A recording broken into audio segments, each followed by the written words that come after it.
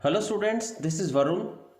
We are already familiar with circles and various terms which are associated with circles like arc of the circle, chord of the circle, segment and sector of the circle. We already have studied the properties which are associated with all these terms. And today we are going to start with one more term which is associated with circles. That is tangent of a circle. Students, let us consider a circle and a line. So three possibility arises. The circle and line, they may not intersect at any point. Second possibility is that the circle and the line, they may intersect at 2 points. Let the points are A and B. And the third possibility is circle and the line, they may intersect at 1 point only.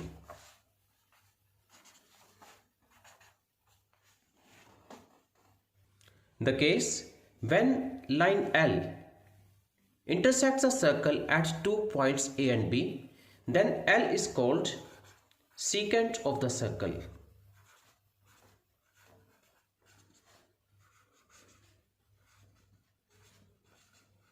Whereas when line L touches a given circle at 1 point only, then L is called tangent of the circle.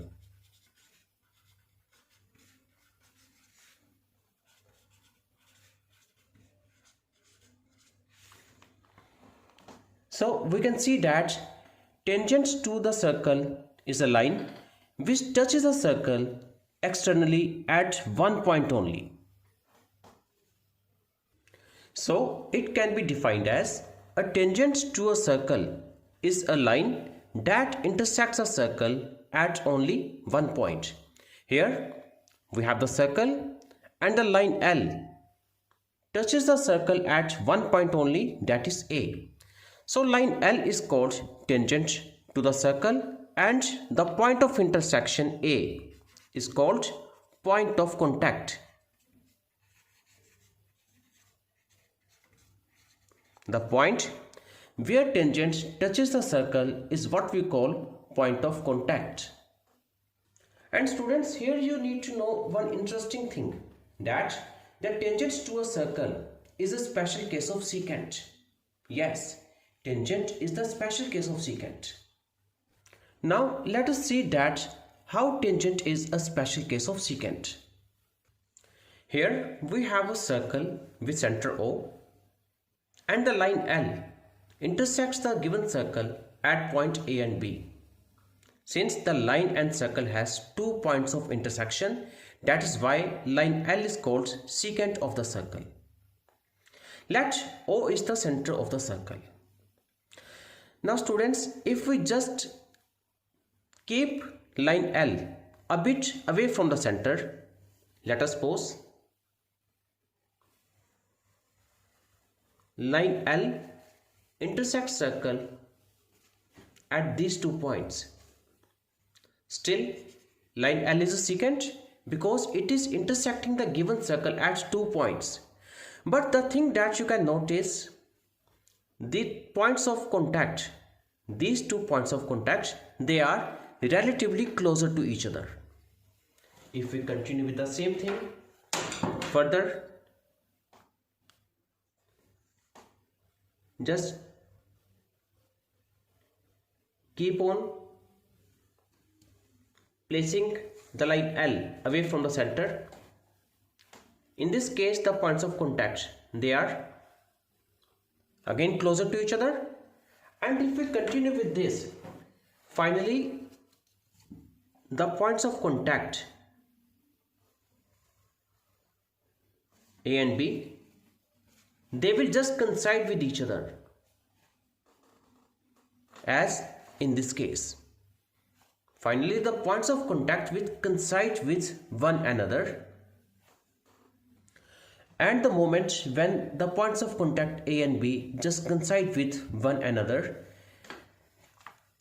line L would intersect circle at one point only, as in this case, then line L is said to be tangent to the circle. Students, next we study about some facts about the tangents. And the first one is the tangent at any point of a circle is perpendicular to the radius at point of contact. Like if we have a circle with center O and let L is any tangent to the circle at point of contact A. If we join center of the circle to point of contact, we get OA as radius of the circle. Then students, radius is always perpendicular to tangent at point of contact. Means OA is perpendicular to line L. Now let us see that how radius is perpendicular to tangent at point of contact. Now we will investigate for its proof. We are given a circle with center O and L is tangent to the circle at point of contact A, and we need to prove that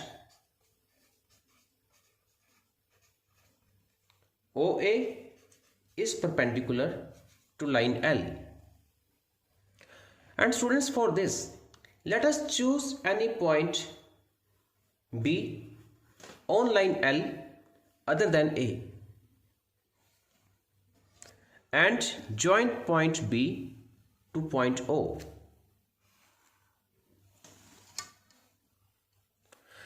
Since point B lies outside the circle, then it is clear that OA is less than OB.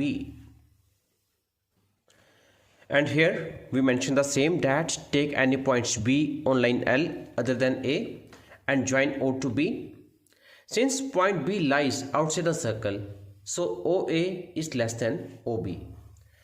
Students, next thing that we need to see this, if we take point B at here or here or here, so we take point B anywhere on line L other than A, then in every case OA is going to be less than OB. So we mention here that it is true for every point on line L other than A. Means wheresoever we take point B, OA is going to be always less than OB. If OA is always less than OB, it means OA is shortest distance of point O from line L. And students, we already have studied that the shortest distance is always perpendicular distance. So from here we can conclude that OA is perpendicular to line L. Hence we mentioned that OA is perpendicular to line L. This is what we had to prove. Students, now next important point to note down is the length of tangents drawn from an external point to the circle are equal. Like we have a circle with center O and through an external point P, a pair of tangents is drawn to the circle. Here PA and PB are tangents drawn through point P to the circle, such that the points of contact are A and B. And here we need to prove that length of PA is equal to length of PB. So students, here we mentioned that we are given a circle with center O through an external point P. Pair of tangents PA and PB are drawn, and we need to prove that length of PA is equals to that of PB. And for this we have to do some construction. We have to join point O to point A then to point B, and to point P as well. And we need to mention this thing. Now students, after this, in triangle OAP and triangle OBP, angle 1 and angle 2 both are equals to 90 degree, because we just have done the theorem that radius is perpendicular to tangent at point of contact. That is how OA is perpendicular to PA and OB is perpendicular to PB, and we need to mention the reason. Next, OP is the common side in both the triangles, so we mention OP is equal to OP, that is common. Moreover, in both of these triangles, OA is equals to OB. It is because both OA and OB are radii of same circle. So, we have three pair of equal parts in these two triangles. That is, angle 1 equals to angle 2, one right angle, OP equals to OP, hypotenuse, and OA equals to OB, one of the remaining side. So we can say that these two triangles are congruent by RHS congruency criteria.